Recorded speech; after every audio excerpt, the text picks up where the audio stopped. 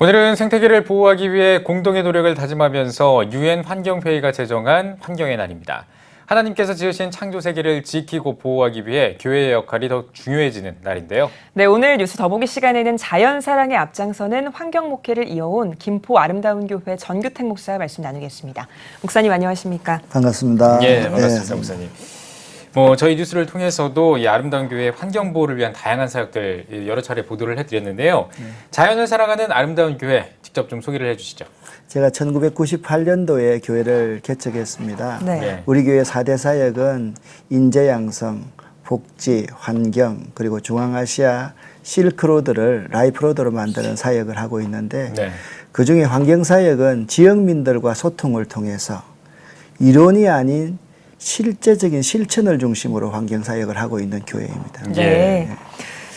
일회적으로 진행하는 그런 단순한 캠페인들이 아니라 그야말로 환경 목회를 해오고 계신데요. 어떻게 하시게 된 건가요? 여기서 중요하게 우리가 생각해 봐야 될 게 뭐냐면 환경이라는 단어하고 자연이라는 단어입니다. 환경은 우리 주변에 흩어져 있는 자연을 이렇게 말을 하는데 이걸 좀 더 좁히면 환경운동이라는 것은 우리 생명과 긴밀하게 연관되어 있는 물, 그리고 공기, 그리고 토양, 이 세 가지를 다루는 것이 환경운동입니다. 이 세 가지가 오염되면 우리 생명은 살 수가 없습니다. 그렇기 때문에 우리 한 사람 한 사람들은 이 물, 그리고 흙, 그리고 공기, 이 세 가지를 잘 보존하고 다음 세대에 물려줘야만 하는 것입니다. 근데 창조 세계 회복이 절실하다라고 사람들이 말을 하는데 이 말은 모든 생명체가 함께 더불어 살아갈 수 있는 여건과 상황을 사람들이 만들어가는 것, 그것을 말을 합니다. 그래서 제가 왜 사역을 시작했느냐, 이게 복음은 십자가, 예수의 십자가 회복인데 제가 설교하고 있는 설교 내용 가운데 하나님과 사람에 관한 내용이 있고 사람과 사람에 관한 내용이 있지만 사람과 자연과의 문제에 대한 회복, 대안이 없는 겁니다. 그때부터 제가 고민하기 시작을 했습니다. 여기 십자가 정신을 회복시킬 수 있는 대안을 만들지 않으면 내가 전하는 복음이 반쪽이다라는 생각을 하게 되었던 거죠. 그래서 환경운동의 시작은 결국 신앙에 대한 새로운 재정립, 회의, 사유에서 환경운동을 시작했습니다. 네, 알겠습니다. 그리고 들녘지기 환경센터를 설립해서 교회를 비롯해서 지역사회와 함께 다양한 환경운동에 앞장서고 있다고 들었는데 이 들녘지기 환경센터 이게 어떤 거고 어떤 또 활동을 하고 계시는지 궁금합니다. 김포에 들어가 보니까 들녘이 있었습니다. 들녘이라는 것은 뭐냐면 들이 펼쳐져 있는 곳이라는 말인데 김포는 예로부터 이 들이 끊임없이 펼쳐져 있는 지역이었습니다. 그래서 이 들녘을 어떻게 지키고 가꿀까라는 생각을 가지고 들녘지기 환경센터라는 이름을 정했습니다. 그리고 이 들녘지기 환경센터가 지향해야 될 지향점은 나눔에 있어야 된다.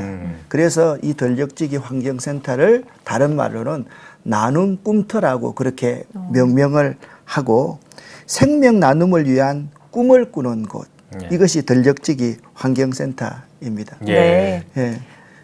그러면 제가 들녘지기 환경센터에서 하는 일을 조금 소개할까요?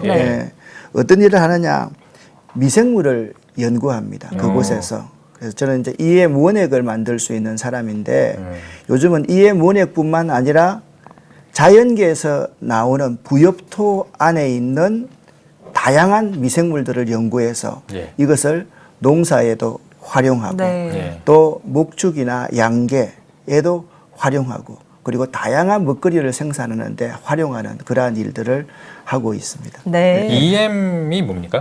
EM이 유용한 미생물이라는 그러한 뜻인데 우리 미생물 가운데 우리 삶에 유용한 미생물 종균들, 이러한 종균들 80여 가지를 종균을 배양해서 휴먼 상태로 둔 것을 EM이라고 그렇게 말을 그렇군요. 네. 그걸 만드실 수 있다는 거죠? 그렇죠. 그걸 만드는 사람이죠. 네. 알겠습니다. 농사에 활용하는 사례를 들어주셨는데 혹시 이런 미생물들을 활용해서 일상에서 또 어떤 부분에서 활용이 가능한지 다른 사례들이 있을까요?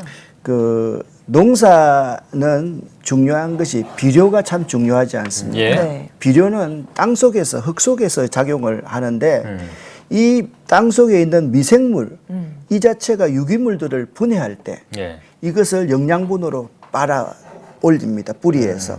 그래서 이 액비를 어떻게 만드느냐? 이 액비가 미생물에 바로 답이 있더라는 거예요. 액비가 액체 비료인가요? 액체 비료입니다. 그래서 액체 비료를 만드는데 이제 산에 있는 나무 아래에 있는 부엽토, 부엽토 아래 보면 나뭇잎을 이렇게 긁어 모으면 그 위에 하얀 곰팡이 같은 게 있습니다. 네. 그것이 굉장히 유용한 미생물입니다. 그걸 통해서 감자나 같은 배지, 먹이를 사용해서 미생물을 정식해서 사용하면 자연과 똑같은 상태의 좋은 액비가 만들어지기 때문에 이 농법은 아주 획기적인 그런 농법이라고 할 수가 있죠. 네. 예, 그렇군요. 예.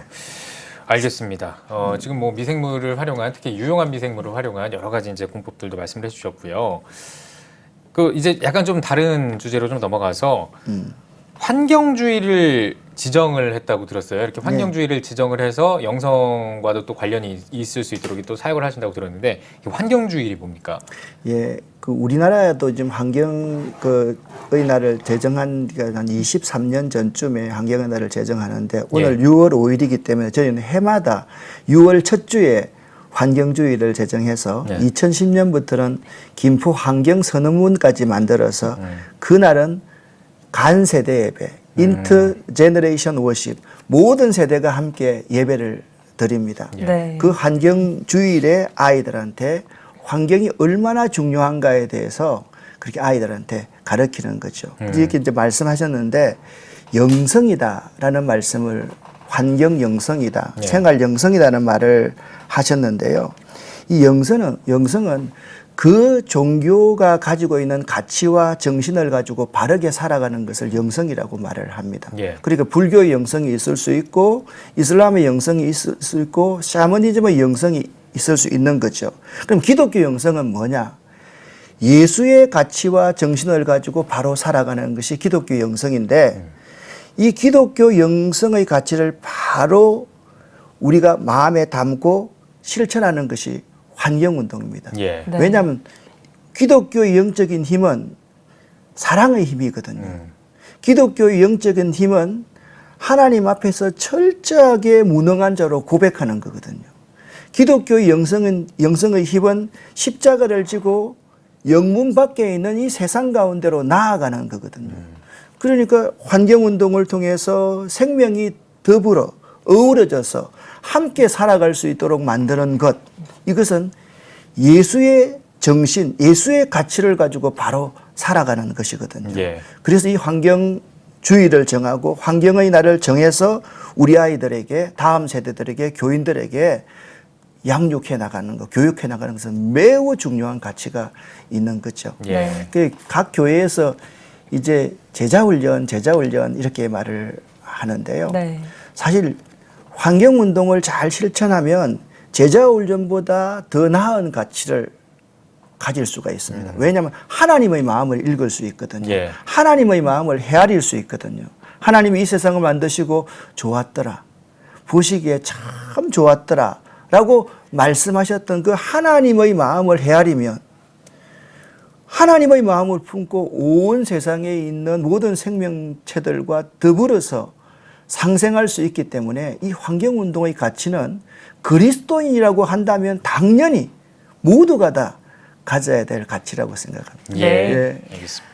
목사님께서 심호하시는 아름다운 교회에서는 환경 목회를 통해서 환경 보호를 잘 실천하고 계시는데요. 한국교회도 좀 환경 보호에 힘을 보탰으면 좋겠습니다. 어떻게 협력을 할 수 있을까요?